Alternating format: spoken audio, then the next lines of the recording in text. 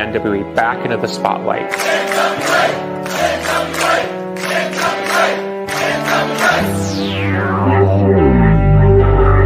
I was thinking that it might be a good idea if you and I formed an alliance.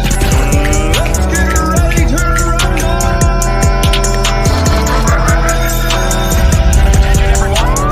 Welcome to the greatest wrestling program in the world. Ladies and gentlemen, can I please have your attention? Stop what you're doing and listen. The Alliance Guys podcast with your hosts Kevin Frazier, DKM, and J Cal. Hey guys, how you doing? This is the Alliance Guys podcast, a presentation of alliance-wrestling.com. With me as always is my partner in crime, DKM. My name is J Cal, and if this is the first time you've watched this podcast, well, awesome. What we like to do is talk about the National Wrestling Alliance. Each week we recap NWA POWERRR here on our YouTube channel at the Alliance blog, and we just love to talk about the National Wrestling Alliance. This week, we're going to talk about the pay-per-view that's coming to FITE TV this December 4th, and that is Hard Times #2. DKM, you and I have been talking about this card for a couple of days now. We're both very excited about this show. Let's get right into it. What are your thoughts on the card that they're putting together for the NWA and for this pay-per-view? Well, when you look at it, I think it's probably one of the best cards they've had, and maybe since the Corgan took over, as far as something that's being built strictly as an NWA event. Looks like he's taking advantage of some of the ROH free agency deals. We have some people tied to ROH who are going to be on the show. We're even going to have an ROH title match and a tag team title match, which we'll talk about in a bit. So, yeah, I don't know if you should have called this one Hard Times or Parade of Champions. There's a lot of titles on this card. Well, and when you first, like you said, so many talents who have now been displaced because of Ring of Honor's announcement, but there's talents that we just haven't even seen in the NWA before. I mean, I would be remiss if we didn't bring up the fact that this 12-man gauntlet match has talents like Victor Benjamin, Kerry Morton, the son of Ricky Morton, Darius Lockhart, Davari will be joining the program. And of course, on the other side of that junior heavyweight title match, we see the return to the NWA of Austin Aries and Rhett Titus, two names that were associated with the NWA in the Midwest a long, long time ago, now back in the NWA competing for the junior heavyweight title or an opportunity to wrestle for that title. Yeah, so that's... You can certainly say there's name value on this show. So, you know, we've got Doug Williams, even Mike Knox, who, you know, I wasn't the biggest fan of how he was brought in, but he is a known quantity. And I've gone back and rewatched some of his matches, and, you know, he's definitely got that big man beat him up style that, you know, let's be honest, I, and Kevin tend to enjoy watching. So, I mean, I honestly don't see a lot of negatives just when looking at the card. I kind of only see maybe one strong one. I think the rest makes sense. Yeah, I mean, when you look at the card, you said there's a lot of titles being defended. It is like a night of champions, a parade of champions, if you will, because they are setting up the qualifiers for that junior heavyweight title that's being reintroduced to the National Wrestling Alliance. We are going to see the Ring of Honor tag team champions on the line. All of the titles in the NWA are going to be defended. And I mean, let's start off first and foremost with that National Heavyweight Championship with Judas, who won the Battle Royal at the 73rd anniversary show to get an opportunity to wrestle for Chris Adonis in that national championship. What do you think about this matchup, and how are you feeling going into it? I think this will be a chance to let Chris Adonis shine. Honestly, I hadn't been overly impressed with Adonis since he'd been back in the NWA, but he changed my mind a lot in that tag team match with him and Latimer versus versus Murdoch and Aldous, and that was certainly the best I've seen him look, not just in the NWA, but in quite a while. You know, Chris Masters been around for. He's even challenged for the world title before. A lot of people, you know, don't know he challenged or don't remember that he challenged Rob Conway for the title. I believe it was down in Houston. Yeah. And so, you know, he's got some history and some connection to, you know, past NWA. He's been the national champion for a little while now. He's they don't showcase the title as much as they should, but you know, this is going to be their chance. I can't say I'm overly impressed with Judas. That has more to do with the booking of him because of his matches with James Storm. But you know, I think just as far as I think if we look at this one in isolation, which sometimes we have to do, that it could be a good match. And I think Adonis could, you know, shine because he certainly looks like he's in a lot better shape than he has been recently. And he certainly looks like he's more motivated than he has been recently. So I'm kind of looking forward to this.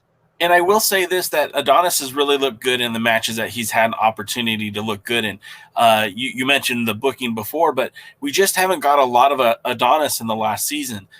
Teaming up against Latimer, or with Latimer against Tim Storm and Nick Aldis was a really breakthrough moment for him. But he also had that title match defense against JTG, which was good. But again, we didn't see a lot of development for Adonis this season. This matchup gives him an opportunity to showcase himself and that national championship, and it might be the opportunity that is needed to really break out that national championship. That's kind of, well, let's face it, it's gotten a little muddied down over the last few seasons of Power. Next up, let's talk about the grudge match between Nick Aldis and Tom Latimer. Since we're already speaking about Chris Adonis of Strictly Business, the stipulation on this match is that all seconds are barred from ringside, and any DQ results in both men being suspended for 8 weeks, 2 months. Now that's pivotal in the world of the NWA when everything happens at these TV tapings. To be gone off of television for 8 weeks is essentially to become invisible to the brand.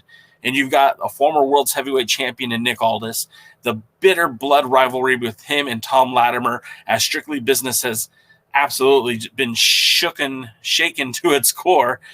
What do you think about this match with Tom and Nick?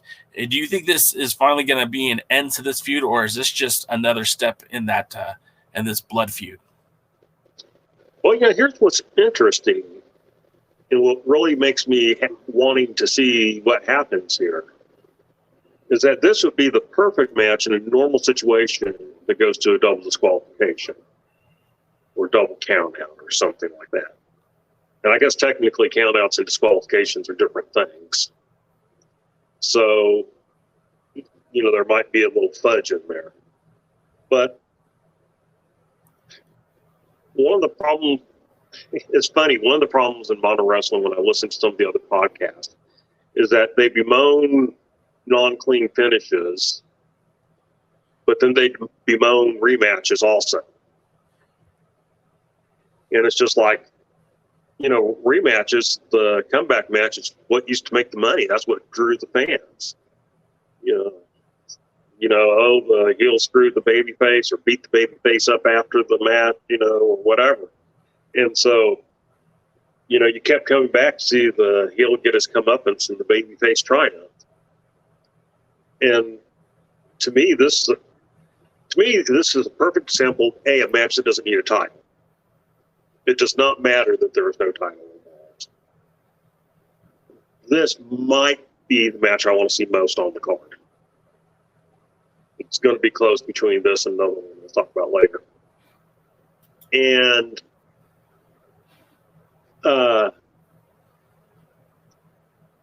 they put an interesting stipulation. Would they be willing to take the guys off TV for 8 weeks? I don't know. So that seems to suggest that, and of course, you know, doesn't mean there can't be a screw job finish. So it'll be interesting to see how this thing goes. And you can't deny the talents of either of the men. So what are you thinking? I think you might be onto something with the fact that this match could end in a double disqualification.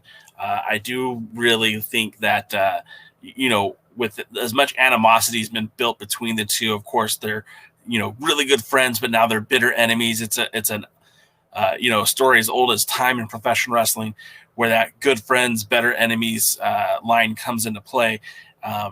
Latimer tried to take Aldous out, not to eliminate him from strictly business, but tried to eliminate him from professional wrestling. So, of course, there's some bad blood there. And, it wasn't resolved by any means necessary. There's still a lot of hostility between the two men. And I do believe that Aldous will not rest until he takes Latimer out for some time. So I really do feel like this matchup is going to be intense.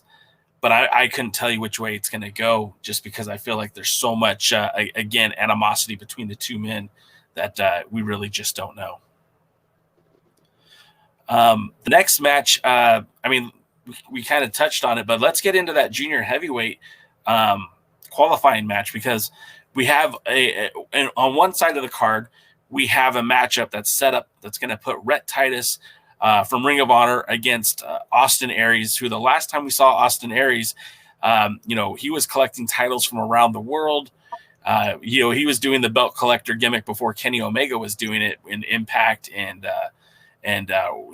WSW and some of the promotions from the UK. And it's been a minute since we've seen the spotlight on Austin Aries, but this is an opportunity for him to get right back into it. First of all, this matchup, DK, two really good individuals. Austin Aries had a hand in training Rhett Titus. What are you looking for in this match? I'm looking for a hard-hitting ROH style match. Neither one of these guys is that big.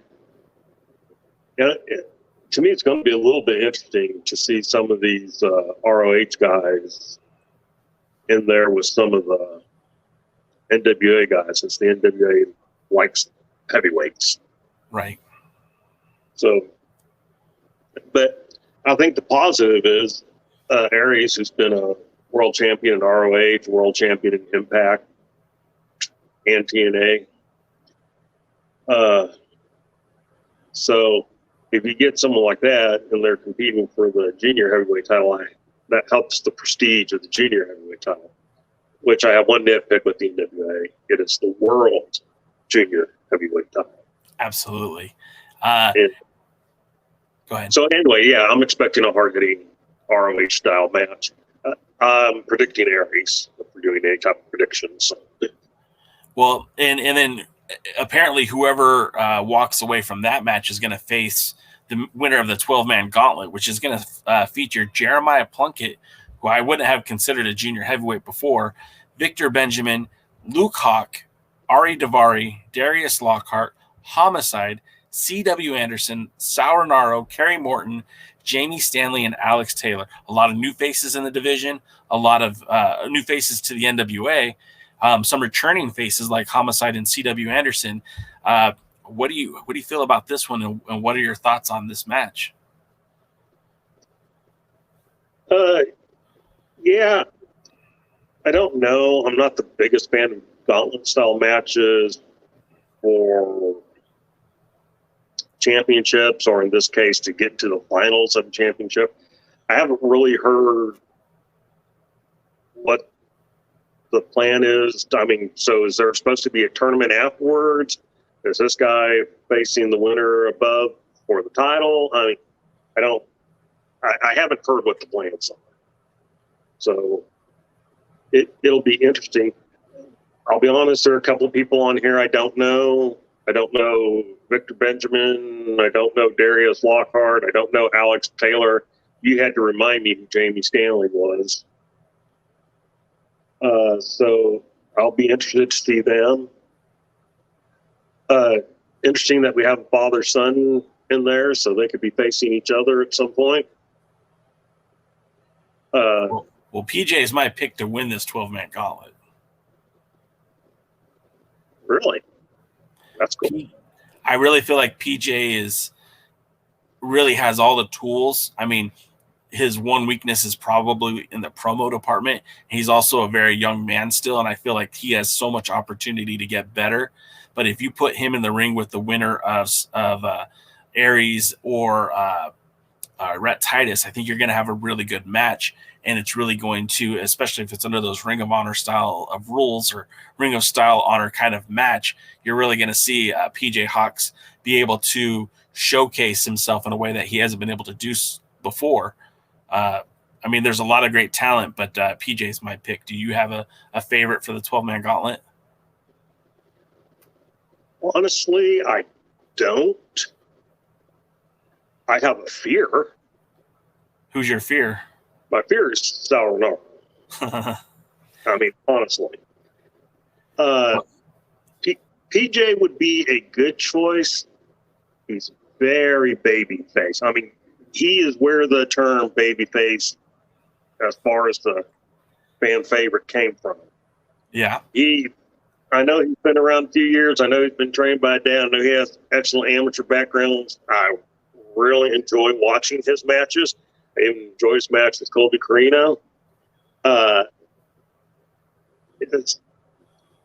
So to me, he's like a good choice as a in-ring worker.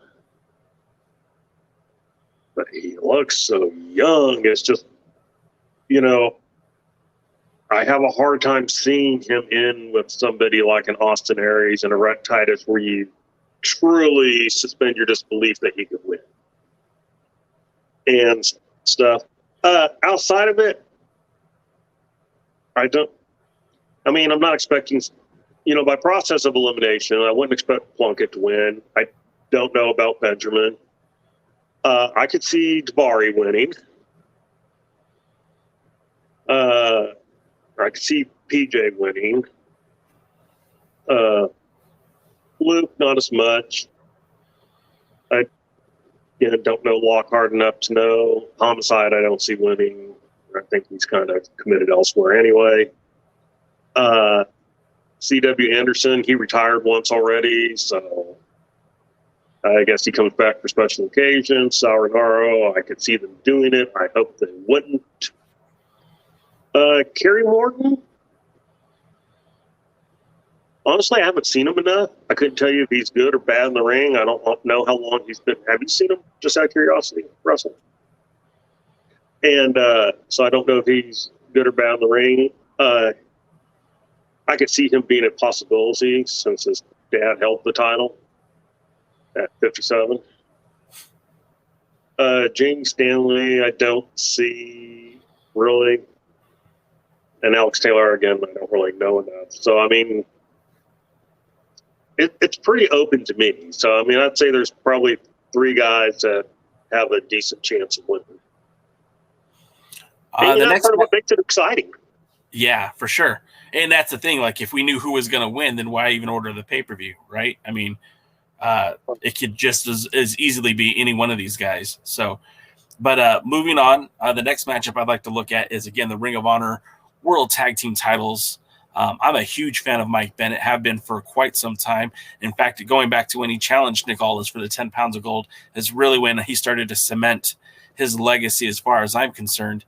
Former IWGP Tag Team Champion with Matt Taven. They're now both Ring of Honor Tag Team Champions for a second time, and bringing the Ring of Honor Tag Team titles to the NWA. Of course, this is kind of a win-win because the Ring of Honor audience now has an opportunity to see their champions defend those belts in the NWA, but then the NWA also has this opportunity to showcase these champions, and they're showcasing them against the former champions in JR Kratos and Aaron Stevens. What are your thoughts initially on this match, and what are you looking for in it? I like this match, and I think this is the smartest match that is probably on the card. You have 2 extremely talented guys in Bennett and Taven, and very successful tag team. You brought off their accolades. And they're going against a tag team that has a storyline in the NWA. And they're not a thrown together team. They were at one point, but they've been teaming long enough now that you say they are a tag team. And so there's a storyline going on. Do they finally pull the trigger on a split with these two, or having already split up a tag team recently? Do they work together? Don't see them winning, obviously, because I believe this is before the final ROH pay-per-view for the year, before they shut down operations. And so, I mean, kind of know who's going to leave as champions, but there's a lot of, there's a lot of talent in that ring. And you got two big men versus two smaller men. So I think that this is going to be a very good tag team match. And like I said, I think this is probably the smartest booked or placed match on the card. This has the potential to be a show stealer. And the other it factor in this match, or I should say the X factor, is Maria Kanellis. Will she be involved? Will she be accompanied the Kingdom to the ring? She was absent in their first appearance, but that doesn't mean she won't be here for the pay-per-view. And if she does, what kind of role will she play in this matchup? Right now, the Kingdom is kind of booked as a babyface tag team, both in Ring of Honor and in the NWA. So it'll be interesting to see what happens if Maria is a part of that matchup. What's even more interesting is Maria's kind of been playing a similar role as Mickie James at ROH, where she's kind of been the matchmaker, representative to the board in pushing the women's division. So it's there are some exciting and interesting things that can come out of this, because we also know Mickie James is going to be there. So the next match that I think we should put some focus on is the no time limit, no DQ with special referee, former television champion, the Pope. And that's that world television title match with Tyrus taking on Scion. Now, Scion earned this right to challenge for the TV title as part of the championship series back before the NWA 73rd anniversary. He made it perfectly clear that he very much wanted an opportunity to challenge against Tyrus and that TV title. Now, as champion, Tyrus has been undefeated, but his opponents have been less than spectacular, and in most cases have been guys that he basically work with that are in the same stable. What do you think about this matchup, and what are you expecting out of this matchup? Boy, if there was ever a match that needed the 605 time limit, it might be this one. I mean, look, they built it. In some ways, they've done the right stuff, but the only thing that has me interested in this match is Pope being special referee, which brought up a question to me. Since they're kind of using this cash-in title opportunity, it's kind of like a cap money in the bank thing from WWE, something I absolutely despise. And Pope's being the referee. At the end of the match, could Pope cash in on whoever the champion is and count his own pinfall? I think that would just be something that's interesting. For sure. And the other thing to think about, too, in a matchup like this is, Tyrus has held that title very closely with Austin Idol being his, advocator. He's making sure that Tyrus is getting easy matches. Scion, it won't be an easy match. And Scion has always said that he's here to win championship golds sent by Billy Corgan himself. I mean, this could set up a whole new conspiracy Corgan from the Austin Idol camp if Scion was able to pull out a victory here. I just want to note for anyone who's watching this show for the first time, we do a weekly podcast recapping NWA Power Thursdays at 8 p.m. Eastern, 5 o'clock Pacific on YouTube and on Twitch at the Alliance blog. The next match that we have to consider would be the women's tag team match, where we have actually a lot of star power. Maybe some people don't know this, but the NWA Women Tag Team Champions, Team Hex, are also the Shine Tag Team Champions, and that's Allison Kay and Marty Bell, and they're defending those titles against Kylie Ray and Tootie Lynn, who were supposed to challenge for those belts back at By Any Means Necessary, but they aren't the only opponents, because also in that match will be the very polished Lady Frost teaming for the first time in the NWA with Natalia Markova, who is the Shine World Champion. And I would ask you, DKM, what are you thinking about on this match, the fact that it's a triple threat women's title match? All right, this is the one that I was kind of poo-pooing earlier. No offense to any of the people involved, but this kind of proves there are no real credible challengers for the women's tag team championship, and it's a triple threat and a triple threat. So this one's one I'm not particularly looking for. I mean this in most sincerity. I hope Kylie Ray is able to make it to be a part of this. Now, here's the thing. I think in Lady Frost and Natalia Markova, you had the chance to put together a team.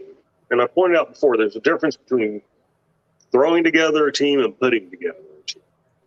And I think they had a chance. I think this is something where you could have put together a team, build them up with some wins over time on the TV show on Power, and made them credible challengers to the champions. Now, I don't know how familiar the people are that are watching the podcast are with Markova. I honestly wasn't that familiar with her at all.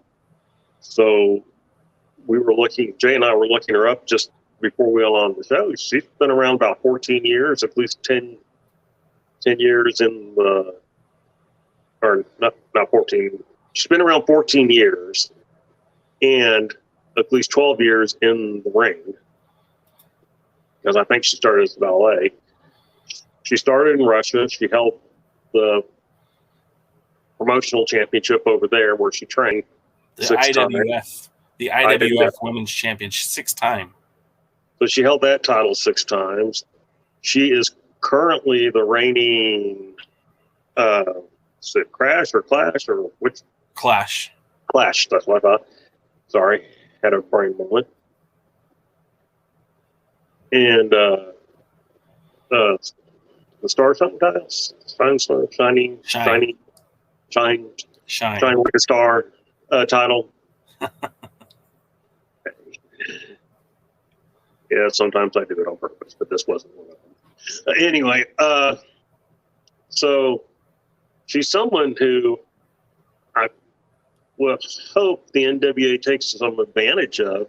She's actually faced our beloved champion Kamille before in the past. Right. And so whether they start her here in a tag team with Lady Frost or start developing her on her own at some point, I think she's somebody that could really help this women's division get some credibility. And I really feel like she definitely adds to the credibility of not only the match, but the division as well. When the NWA, they don't really have a lot of tag team women currently. I mean, you have Team Hex, and then it's just a bunch of thrown together talents, like we mentioned. Genocide and Powell of Flame. It just wasn't a real tag team. It was just kind of thrown together. So this will be the first opportunity for the NWA to maybe start establishing some of these tag teams while they are looking to, showcase the titles here at the pay-per-view. One match I did forget about, and I don't want to forget about, is the international superstar Doug Williams makes his debut in Billy Corgan's National Wrestling Alliance, taking on second-generation superstar Colby Corino And this matchup has a lot of excitement for me in that, first of all, I've been wanting to see Doug Williams in an NWA ring for quite some time. But two, like, it's really going to be a test for Colby Corino. He's going to be stepping into a guy has way more experience in the ring, someone who's got way more accolades, and someone who's bigger and stronger. I don't know that he's faster, but he's certainly bigger and stronger than Colby. This is certainly a dichotomy of styles. What do you think about this one, and what are you expecting? Doug Williams is one of those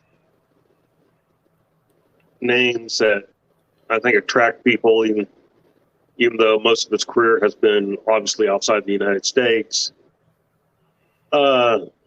Certainly not a spring chicken by any stretch of the imagination. I think he's in his late 40s, if I remember correctly. But he's a big guy. He's a talented guy. He has a legit background in judo. So he's someone that coming in, Colby Corino could learn from him. I'll put it like that. This is a match that, Colby, shut your mouth, open your ears, pay attention to what the veteran's going to teach you. It'll make you a better wrestler. And so, I don't know if there's anything really at stake here, but I'm interested in seeing Doug Williams, and sure, why not Colby? Now, the next match, well, let me throw my 2 cents too. I really think that this is going to be a coming out party for Doug Williams and potentially line himself up for an opportunity. Again, he was supposed to wrestle Chris Adonis last month in the United Kingdom, but due to COVID and restrictions on traveling, that match never happened. It was supposed to be the national title being defended in the UK for the first time ever. And so I'm hoping that maybe this match will set up Doug Williams as a potential challenger for one of the NWA titles down the road. The next match is a tag team title match. It's La Rebelion, who has been traveling a lot of the Spanish-speaking countries like Mexico, and they've been in Puerto Rico, and they've been they haven't been defending the tag titles. They've actually been accumulating more championships as winning the Crash tag team titles. And they're going to be facing off against Mike Paro and Odinson, The End. And the interesting thing about this matchup is not only did The End win a tournament to get here by defeating the likes of Scion and Jordan Clearwater, defeating Aaron Stevens and J.R. Kratos, the former tag champions, and defeating Hawks Ari, but in the one time that they faced off against La Rebellion earlier in the season of Power, the match ended in a no contest. Now, that was before La Rebellion won the tag team titles, but it goes to show you that these tag teams who have faced each other in the past are equally matched, and you really don't know what you're going to get with this one. It can be quite a wild ride. What are your thoughts on La Rebellion and The End, and what do you expect to come out of this matchup? Well, I'm excited for the first time, what seems like forever, 2 legitimate current tag teams, real tag teams, are facing each other. Right. So that's exciting. Not sure who's supposed to be the face or the heel in this one. It's odd. Pero talks more heel-like, but they tend to wrestle more against other heels and, be like the face. Yeah. With the exception of Hawkeye. That was like the one thing. La Rebellion has obviously been more heelish, so it'll be interesting to see where the fans go, what style they pick, who they choose, because face versus face matches can be difficult. The heel versus heel matches are more difficult because you don't know who to cheer. That keeps you from getting emotionally invested. Unless one is just far more hated than the other, like when the Freebirds would face Devastation Inc. in World Class. We all hated the Freebirds' guts until they were facing the Skandar Akbar's team, in which case then they were okay. And so, it'll be interesting to see how this goes. Both teams are very talented. I'm hoping Rebelion. I'm going to predict Rebelion keeps the title because I think they can make some good champions, or have made good champions. Again, tag teams are not the NWA specialty. They don't seem to like them. Billy Corgan doesn't, or something. So hopefully they can develop something. Heck, I wouldn't even mind if there's some kind of discourse with the Kingdom or whatever at some point. Hey, we're talking about Chris Adonis and Doug Williams earlier. Maybe they'll see each other and go, "Hey, you didn't come so I could beat you." So we have some potential storylines up and down this card, which is, again, kind of exciting when you think about it. Will they play out? I don't know, but it's fun to think about. And just back to La Rebellion real quick. I don't know if there's a harder working tag team in wrestling today. Like I said, they've been wrestling in Mexico, in Tijuana, for the Crash. And on December the 3rd, they're going to be a part of the MLW Azteca Underground, which is going to be like the MLW versus the Crash. On the poster itself, it actually features La Rebellion, Mecha Wolf, and Bestia 666. And they're wearing the NWA tag team titles, not the Crash tag titles, in that poster art. So it'll be interesting to see how that plays out, as well as the schedule that these guys have. That's the night before the pay-per-view. And then the following Friday, they're here in Southern California defending the tag team titles. I say defending the tag team titles. I don't know if it's a tag team title match, but they'll be wrestling in a local lucha promotion for Masked Republic out here in Southern California. And then just a few days after that, we'll be in Puerto Rico facing the Lucha Bros, Pentagon, and Ray Phoenix. So it'll be interesting to see what happens with La Rebelion, because like I said, they're very busy, they're very active, probably the most active tag team in wrestling right now. And if we're looking at this as a purely sports combat, they're going to have a lot of traveling, a lot of miles under their wings, so to speak, when they step in the ring against the End. And that takes us to another championship match at Hard Times, and that's going to be Kamille the Brickhouse, who was defeated a lot of quality, top-tier talent to get to where she is, and she'll be facing Melina, a former WWE Women's Champion. And this matchup has a lot of potential. As you talked offline with me, Melina has certainly improved over the few weeks of being on television. She appears to be healthier, and Kamille, again, has faced some of the greats in her time as Women's World Champion. I mean, she defeated legit Layla Hirsch from AEW. She defeated Chelsea Green. Let's not also sleep on the fact that she bested Thunder Rosa twice to get an opportunity to challenge Serena Deeb for the NWA Women's Championship, and literally has been defending this title on the independent circuit everywhere with title defenses in Florida and Texas, River City Wrestling, Coastal Championship Wrestling. The woman, much like La Rebellion, has really been everywhere. What are you thinking about this match, and what do you think the outcome is going to be? I mean, let's be honest. I don't think the outcome's that much in doubt. But that doesn't mean it can't be a good match. Sure. And look, Melina in shape can put on some good matches still. I know she's got nagging injuries, but I've seen her put out a couple of good matches recently. So this certainly has potential. And you said it. She's looking better. She's in better shape.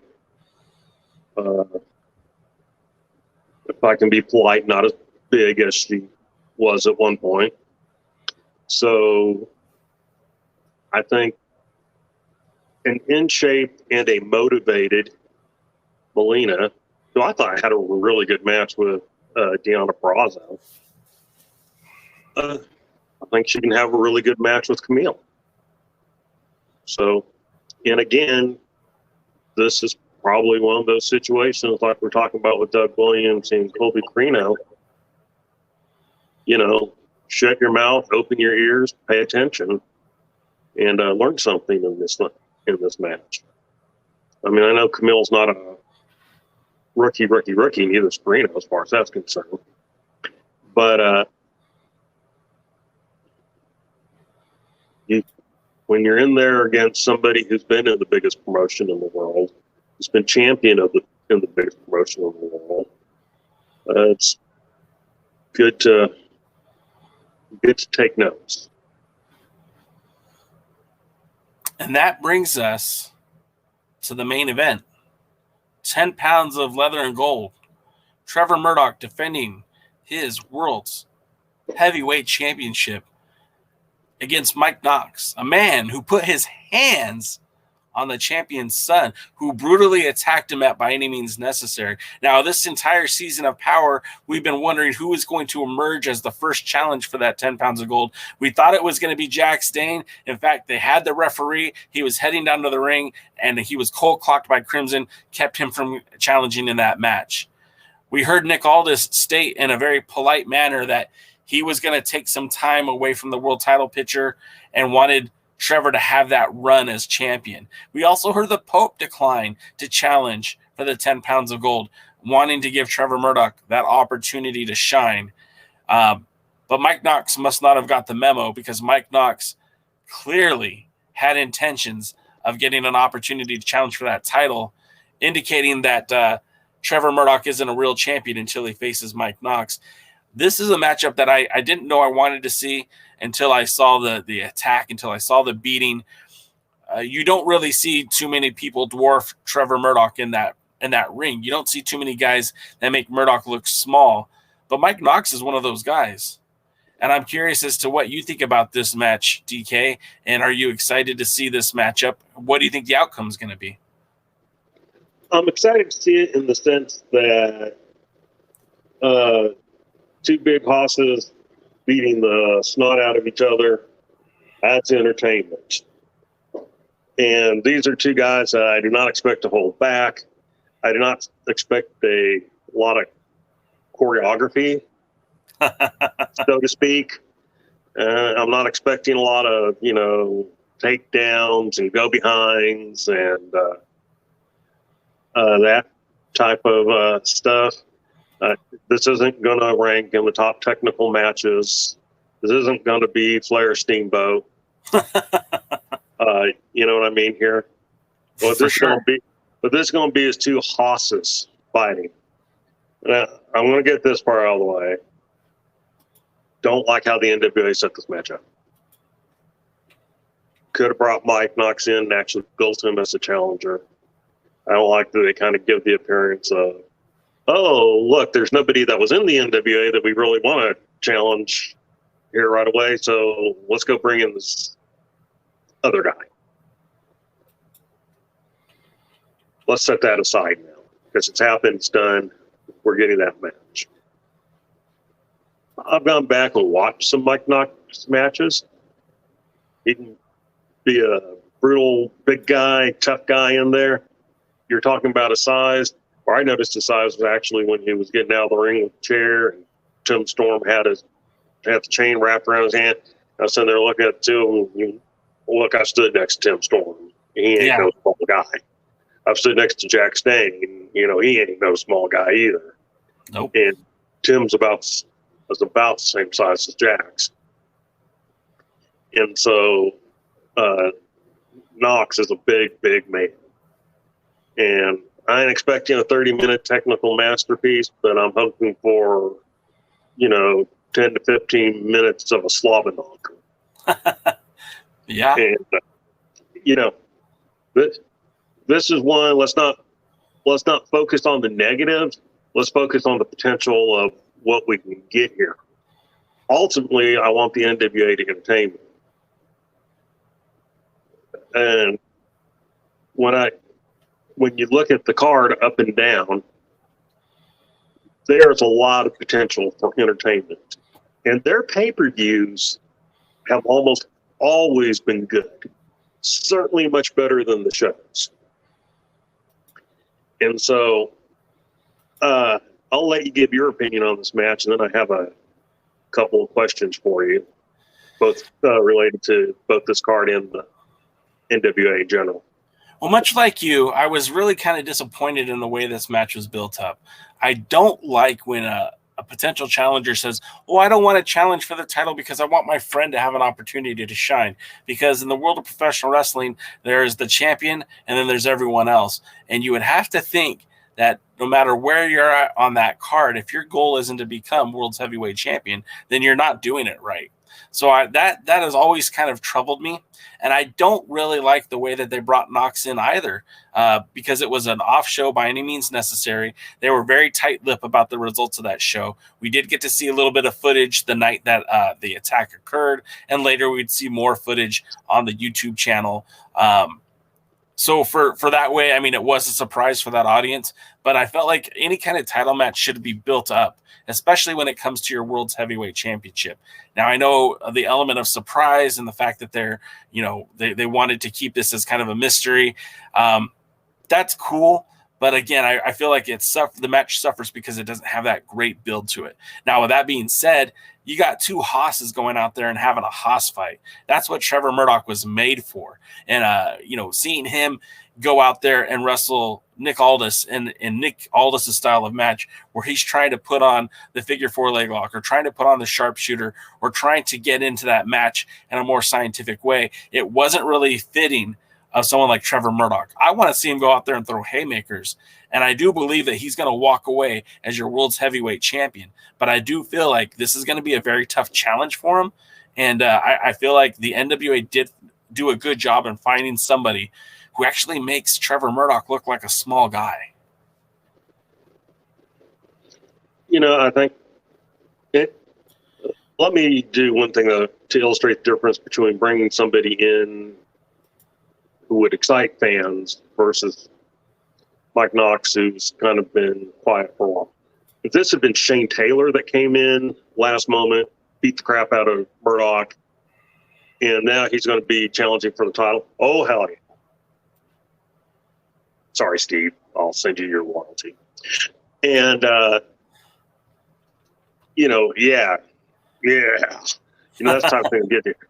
I think Mike Knox was more somebody, because, let's be honest, you just show the video and never say who the guy was. People would go, okay, who's that and why is he in there? When I first saw the video, I thought it was Jax. It was kind of hard to see. That was my initial thought, was that Jax Dean had gone in there. But then I saw the beard and it was like, okay, I don't know who that is. And then people told me who it was, and I was like, okay, I'm not sure I know who that is. The name sounds familiar, but I'm not sure I know. And, then kind of on from there. We saw how it went. So anyway, yeah, just as far as the match goes, though, I think it can be a fun beat 'em up match. So be remiss if we didn't bring up these two things. They're saying Mickie James will be in action. So I suppose at some point we might hear about what her match is going to be. Now, I believe she has a title defense coming up, so she may or may not be Impact champion by the time that card is held. Or Knockouts champion, I guess. Right. And then I guess they're going to bring Mick Foley in his Santa gimmick. That's what it sounds like. Do you have any thoughts on that? I mean, look, I get why they do that. It's going to pop the live audience. I think that's, I don't see how that really is going to benefit the pay-per-view audience. And it doesn't necessarily have to, but I just, I like the fact that they're trying to think outside of the box. They're trying to bring in someone with some name value, some name recognition. But at the end of the day, it's just not, it does nothing for me personally. But I could see that being fun if you're there. I mean, I think I'd be more interested in Mick Foley as Mick Foley. And maybe, there'll be a mix. He does a good Santa, so sure, now, and real quick, before you answer your next question, I did want to say, yes, Mickie James will be champion when she's in the NWA pay-per-view because her title match with Deonna Purrazzo will take place at Hard to Kill, which is in January 8th, 2022 in your hometown. Well, not your hometown, but in your woods, Dallas, Texas. So Dallas. Dallas. She'll be championed by at the pay-per-view. Well, that's cool. Maybe she'll defend the title. All right. So there was breaking news. And of course, you think I can get the thing up so I can remember what exactly the breaking news was. So. Real quick, you could order this pay-per-view at FITE TV. Search NWA Hard Times. It's $24.99. And again, so many matches, so many title matches. Make sure you order soon to get that app credit from FITE. All right. Elijah Burke on Twitter, the Black Pope. Breaking news. It's official. At Love Alive, Inc., Duval Brawl will host the return of the NWA to Jacksonville, Florida in over 30 years. Been 30 years since I've been there, I guess, Jacksonville, for a special live TV taping event. So, I believe the date is January 8th. So it'll be about a month after.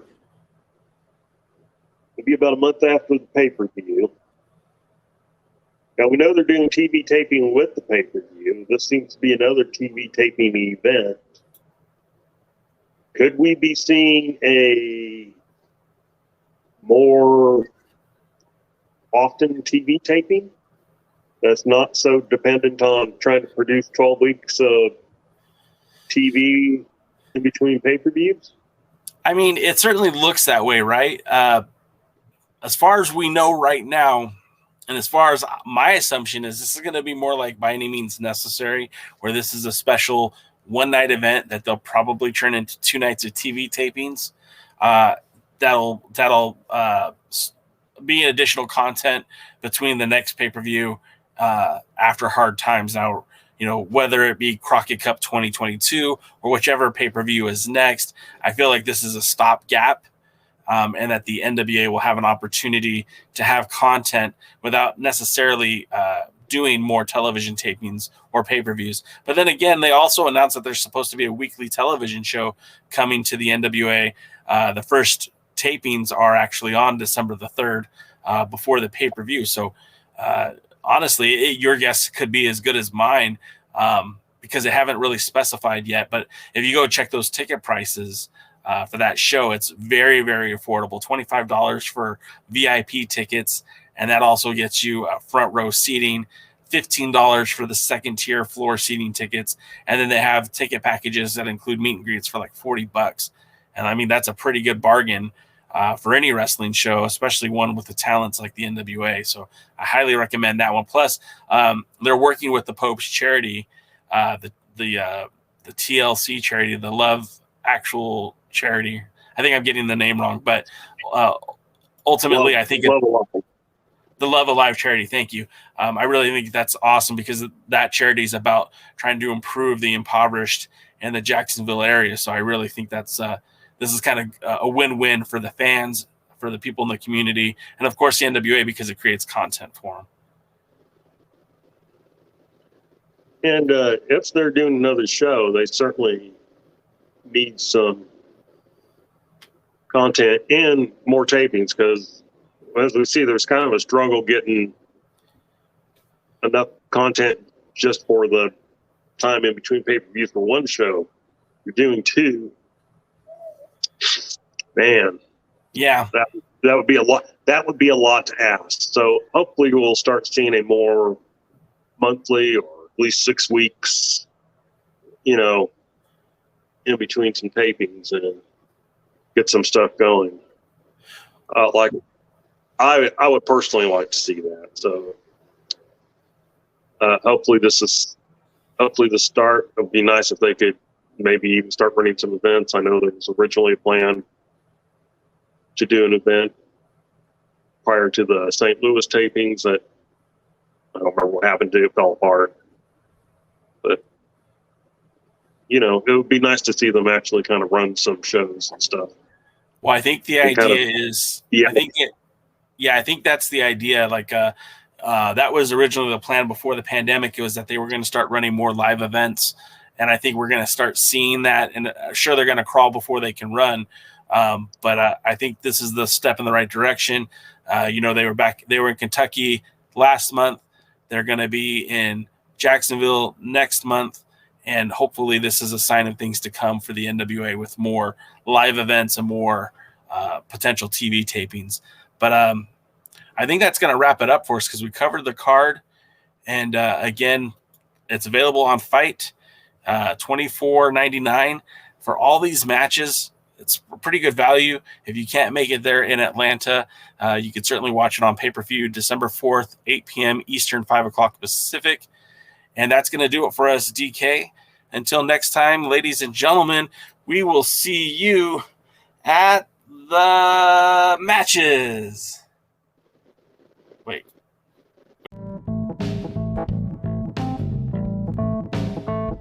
Thanks again for tuning in to the Alliance Blog Podcast, a presentation of Alliance-Wrestling.com.